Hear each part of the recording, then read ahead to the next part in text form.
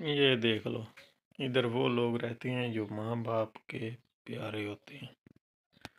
ये देख लो, ये कमरा है, समझो उनका रूम है।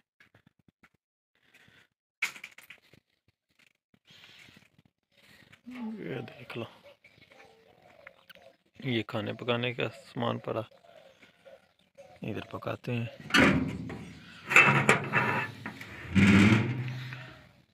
ये देख लो, ये देखो, ये किचन है, ये खाने पकाने वाली ये रही पड़ी है।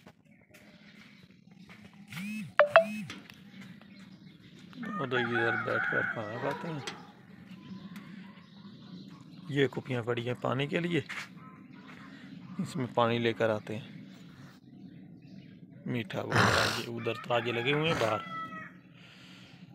टैंकियाँ उसमें। ये समझो है सिलेंडर, और इधर बनाते हैं।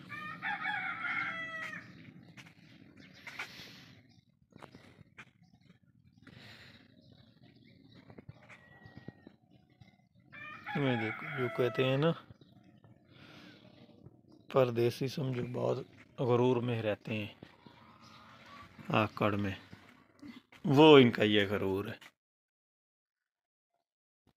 ये देखो,